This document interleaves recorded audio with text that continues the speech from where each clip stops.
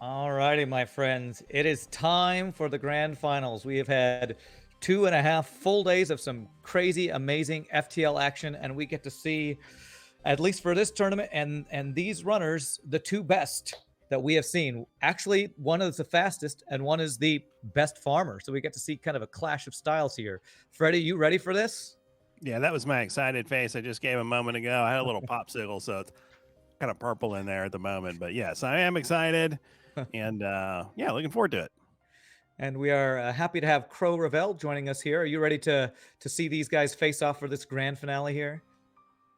Yeah, I'm really excited. I mean, we got to see, kind of two very distinctly different styles of play with, Necrorebel, of course, being incredibly fast player and Retreat really focusing in on the score. So it's really good that we were kind of wondering if like, oh, well, score going to be better or speed. And apparently both are valid. Yeah, both are valid, both are viable. Both of these guys are really good at what they do, which is pretty awesome. Before we get to the players, I do want to swap over to the bracket really quick, if Kasalan could do that, and kind of review where we are. As you can all see, we got to Retreat, and Necrorebel in the finals, but we had some really awesome players. We saw Hollow go up against Retreat to get here. I would say probably one of the big upsets, Hollow not making it to this final. Were you guys thinking that Hollow would be in the final here?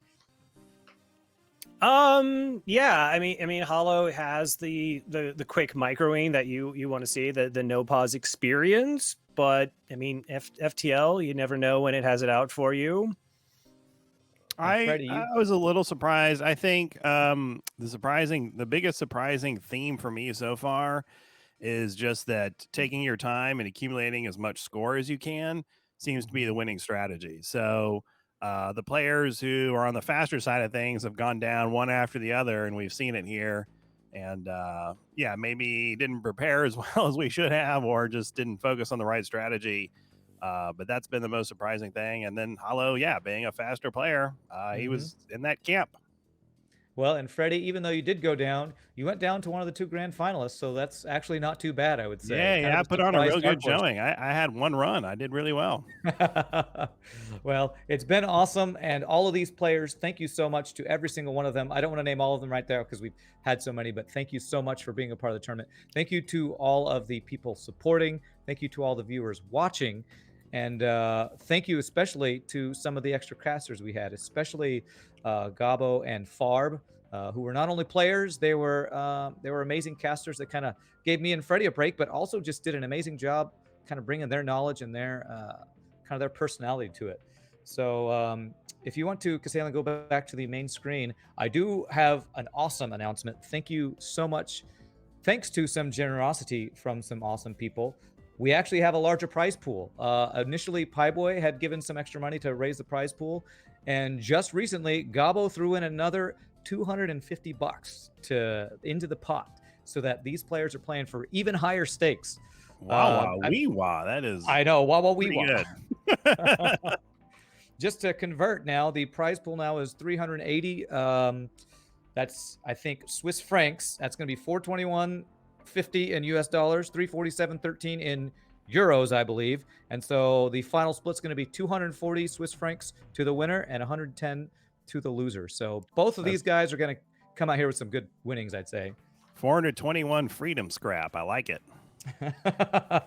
421 freedom. You know, we didn't get the exact 420, but we were close.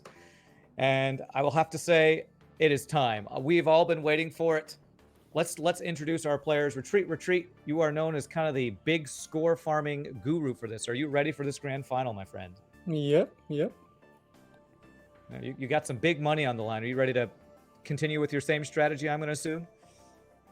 I mean, yeah, like I said yesterday, most players in this tournament are non-pause players, so I kind of knew that my runs would certainly be slower, so I had to do the other thing. And it's been quite successful. So I'm looking forward to see you going up against probably the fastest player in the tournament in Necrorebel. Necro, how are you doing, sir? I'm doing all right, I think. You've had a pretty long day of casting and playing. Are you feeling like you got some more in the tank for this grand final? After that last run, I'm feeling pretty good about things. Well, awesome. Let's not delay anymore. Let's get back into picking bands. Because then you're going to have to tell me who gets first choice. But let's bring up the ships first. Crow, what was your choice? I went with the Lanny B. You were being very, very generous with your pick. What about That's you, what Freddie? I'm known for, my generosity. Your generosity. I like it. For. Oh man, what ship did I pick? I don't remember. Help me out. Help me out, Rand. Zoltan something? Zoltan B. Zoltan B. Yeah. Or Zoltan B. Okay. All right. And then I was also feeling pretty generous. I think one of the strongest ships is also Stealth A. So we got some pretty strong ships to start out this one. We might be a little meaner maybe next round. But Castellan, can you tell me who has priority here? Okay. Necro, I believe, has choice. Okay. So Necro, do you want to ban or do you want to pass your ban? I'm just gonna say I think it would be strategic here. I think Retreat can take better advantage of the long range scanners than me, so I'm not gonna let us start with that. No stealth A. I like the strategy. Okay, no stealth A. So that means Retreat, you have second ban. What are you gonna ban? Lanius B. Ban Lanius B. So we're gonna get another Zoltan B run in here. Okay. I like the strategy. We got some really tactical minds going on here. So let me get a seed going here as Castellan can swap us over to the game screen here. So that's going to be Zoltan B. And into the chat here. It's going to be the seed for those playing along at home. If you want to type this seed in to play, this is again the Zoltan B. And seed is going to be 439028. Again, that seed is 439028. Crow, Fred, are you guys hyped for this? Oh, absolutely.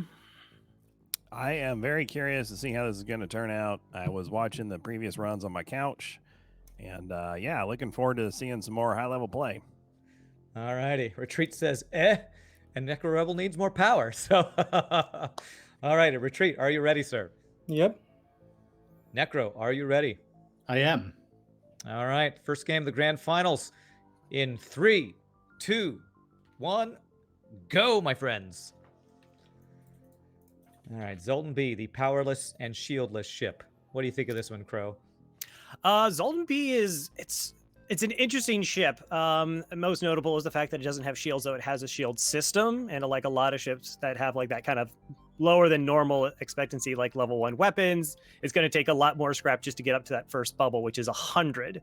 But it also has the double ion setup with the pike beam, which can be really strong because it actually really times out well, where you can fire both ions into the weapons. One will take down shields, hopefully. One will take down one of their weapons and help preserve your resultant shield. And your pike beam can get a clean swipe in that ion window. One strategy I've developed with this ship, and I don't see anyone else use it, but it's really strong, is to put your pike beam in slot 1 and the ions in 2 and 3. And then you use your second ion because it's in a more forward position. You have that one hit the shields, and then the second ion is in a further back position. Have that one hit the weapons, and it just goes shields, weapons, keeps the shields down quickly enough so you can swipe, and then keeps the weapons down. And that is very strong. But I've never seen anyone else do it, to be honest. I guess the downside of that is if your weapons ever miss, then you're kind of only hitting your shield. So it's a little reliant on accuracy, right? No, because if your first ion misses, then you're in the same boat. The second ion has to hit the shields, and you can get a swipe in. Now, I'm not as familiar with the strategy as I've never employed it myself, but Mike actually talked about a little bit what Freddie was discussing is like you can actually put the ions in the back to get that slower travel time and then move them in the front. And you can actually, particularly on not just this ship, but other ships, you can actually like kind of close the ion window to help with ion stacking. NGB strat, where you have to pick up a third weapon to do it. You don't have to have it online or powered or anything, but you just need to be able to move weapons around. And if you make it to 2 shielded ships and all you have is the heavy ion and the heavy laser, you can put the heavy ion. See, how does it work? I think you'd want the first one to hit. You shoot it from the back, and then here's how it works on a 2 shield ship. You shoot it from the back. So in the third slot, and it hits the shields. And as soon as you shoot and it hits, you move it to the front. So your second shot has gained the length of the ship in speed as a follow-up shot. And that gives you just enough time to get through 2 shield ships with a heavy ion. That is some advanced strats right there. It's a really weird strat. Yeah. Yeah, I'll have there's to some play like with that. really weird timing that you can do to actually get through. Now, both players doesn't look like either of them are using the cheeky swipe strategy, which Billy has been using quite a bit in the tournament, where you can just run the beam through rooms and get more damage through. It's going to be really interesting to see like if they're comfortable with just going for like hoarding as much money as possible, get to a store, find weapon, or hacking. To kind of keep the offense rolling, or if they're going to play maybe a little bit safer and spend the 100 scrap on shields. Well, Necro's like doing Necro will doing get the the shields. swiping He's been here, but getting on a lot of shields. these ships, it doesn't matter because the extra damage won't destroy the ship anymore quickly. Sometimes it will, sometimes it won't. Well, they've both gotten a free Mantis, which is pretty huge because that does free off their Zoltan pilot, which is the most useless crew possibly in the game, apart from just any human, is a Zoltan pilot, not giving you power. But I think Retreat also got an extra augment to sell, if I remember right. I'm not sure which one it is. And Retreat did get the first shield. That is what his first buy is. Yeah, I guess it's not surprising that Retreat would go this route. You getting that shield up gives you this option to maybe play it safer if you're safer. I don't know how much crew killing Retreat has really been doing on any of the runs, but particularly early. I mean, crew kills, if he's able to get like an extra weapon online, able to go a whole lot faster. Well, and I actually love, if I'm ever going to use an ion, it's only when I have multiples of them do I find them useful, because stacking ion is way more useful than trying to get through shields with a single ion weapon. So actually, honestly, one of the best store pickups for this ship, or one of the best first weapon pickups for this ship, is just another Ion Blast Mark 1. Yeah. And you can get it on really easily. I actually don't try to get my shields up too quickly. I'll actually, because your first 2 sectors, you're actually pretty safe. So I'll hoard some scrap and go to stores and look for something good. Yes, reconstructed teleport. I consider like buying that little hull laser there if I were a Retreat. He didn't do it though. Yeah. With the options, like Pirate and Rebel for Sector 2. Interesting. So Retreat went Pirates. Pirate sectors generally aren't that much scrap. Both of them will have a couple Nebula gems. Also, they're like 1+ stores, so you don't get too guaranteed. But Rebel sectors are going to have a lot of those Rebel rigger ships and drones with potentially drone control. So, maybe trying to make the best of, or trying to avoid the kind of the Achilles heel of running into, drones on these kinds of ships. Same store. Necrorebel saw the whole laser and took it. So already a divergence in strategy. Yeah, and he's actually slightly behind Retreat. One thing they were talking about off stream about kind of the different styles of these two players, Retreat and Necrorebel. We love to talk about how fast Necro is and how much Retreat farms, but he's not a slow player we've been seeing in this tournament. And so I mean, Pulsar and Beam here. Let's see what happens. Well, usually it's not too bad on this ship because the weapons do start off so strong. Right. So, like, because Retreat got the shield, was able to put 2 Zoltans into their shield room and thus negate the potential of ions taking down the shield. So, keeps them safe from beam drones in that scenario. Necro hadn't gone that route, went to pick up the weapon. I love picking up weapons early. Anything that's even like remotely viable. A lot of ships just really struggle against particularly 2 shielded ships, or definitely 3 shielded ships, and just getting an extra weapon online, just having that as an option to go to, often I find is like the correct play. Yeah, early weapons for almost any ship is correct. I like Necro's hull laser pickup. Yeah, even though it's the beam drone is eating him up, and he decides to leave. Yeah, he's done with that Pulsar. And it'll be interesting if Necrorebel also uses advantage. I mean, he's going to be ioning down the shields. Pike Beam's going to hit a bunch of stuff, so you can use that hull laser, hit empty rooms, and get actually 4 damage out of it to get quicker kills. Yeah, he's going with kind of. What's interesting to me is that Necrorebel has not gotten his first shield, because he's talked about in so many of his other runs, he gets second shield almost on every ship he plays, and he's chosen to forego the defense to go the offensive route here. Maybe because he thinks speed is his best friend here to go against Retreat. I think that's probably his strategy for this ship in some ways, just going ahead and getting that other laser is probably, he probably just takes a lot of priority. Yeah, in and we that. see that Necrorebel did already get the whole laser online, just going for eye offense. So now we can Yeah. use the ion weapon to sort of keep doing that defensive thing. I know a lot of people like to do ions into shields and keep trying to do the suppression, but every single different ion projectile that like hits the weapon system takes a complete weapon offline. So you fire 2 ion blasts and you'll take down the mighty 2 Vulcans. Mm-hmm. Necro was, I think, considering the cheeky swipe there, and he's like, screw it. Just, I need speed is what I need. No shields in an asteroid field. The bane of many ships' existence, especially ones called stealth ships. Yeah, I actually don't know if the shield system procs it. So asteroids will impact your ship more frequently the more shield levels you have. It's like the only thing in the game that scales that way. So I'd be kind of curious is if the fact that it has a system but not an actual shield bubble still limits, like more so than even having one shield online in terms of asteroid impacts. Another interaction I didn't know about. All right, well, Necrorebel doesn't even feel the need to repair his shields right now. I'm gonna guess he's gonna wait till he actually has a shield bar to use. I'm curious if a broken shield system means it's less likely to be hit, though. We were talking about this with Justin earlier, Freddie, about Don't the ask whole Justin. priority. Don't ask. Yeah, with the targeting. So I think as long as there's just not any power in the shields and the shields aren't sort of on the targeting list, weapons kind of operate in the same way. I'm assuming Necrorebel's kind of doing it to, like, if it's not online, might as well not let it burn down. Zoltans are, of course, pretty bad at putting out fires just because they only have 70 health.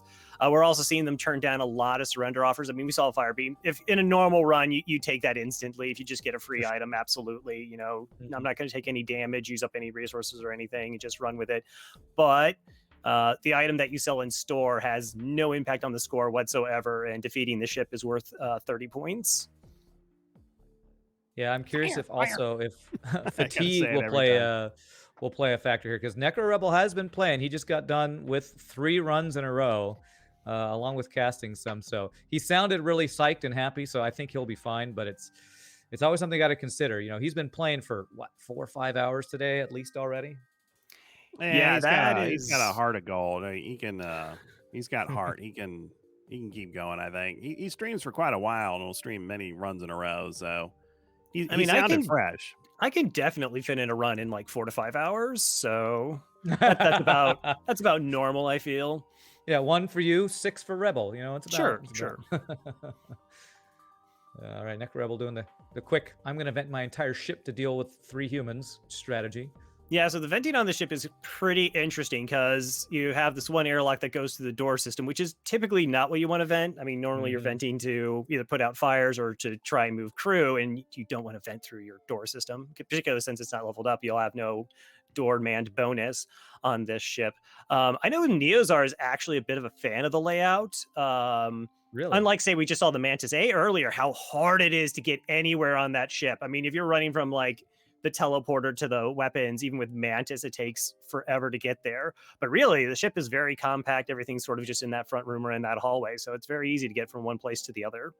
I was talking earlier in the day about ships that are badly bisected by hacking them, and Mantis A is like one of the worst. Oh yeah, it is. I'm pretty sure it is like just absolutely the worst. You hack the engines, the piloting, the oxygen, and you're just cut off from the ship.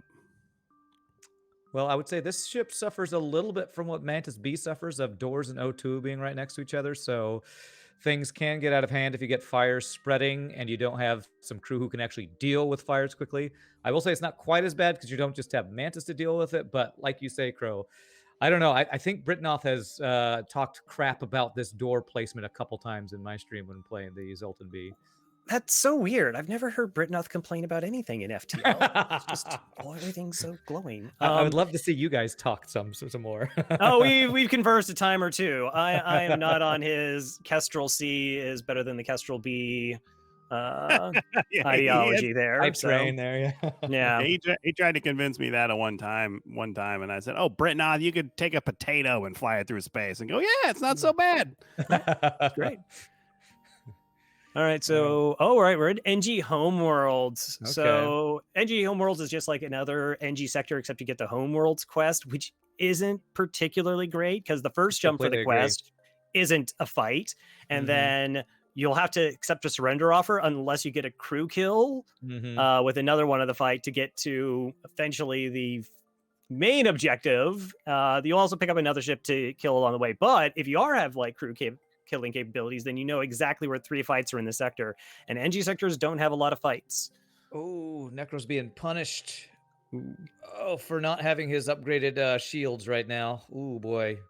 This is probably one of the worst events he could get. 2 shields, defense drone, Mark II.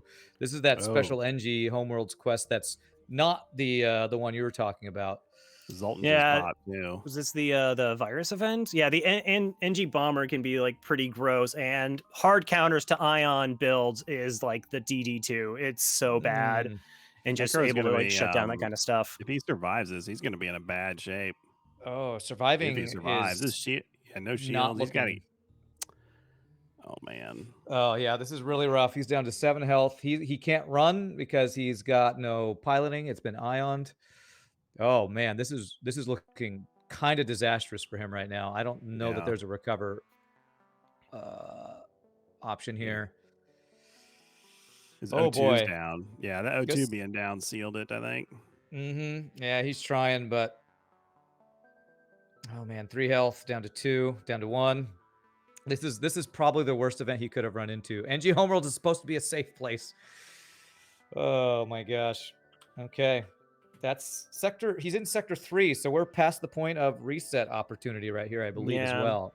We saw Retreat is also in the same sector. They both passed on Rock. Rock sector is generally better for score and also has 2 stores. It's a red sector, but it still comes with 2 stores. But there's a really nasty event, the Rock mine event, that can just out of nowhere kill off one of your crew 25% of the time. There's nothing you can do about it unless you have like a blue option, like a missile or a beam drone gives you some. Except hull missile apparently doesn't. I think hull missile doesn't actually count for the event. All other missiles do, but hull missiles just doesn't register for it for some reason. There's a little nugget I didn't know, or I probably could have lived the rest of my life without knowing that. But... Well, Retreat's in the same ship, and you like you said, defense 2 shuts down this double ion build. So this is literally a ship that Retreat can't do anything to. However, he's got 2 shields, so he might actually survive it. Yeah, he'll survive it. He'll survive it just fine. He can put Zoltan power in the shields. Necro could have done that too, but he didn't even have 1 shield bubble.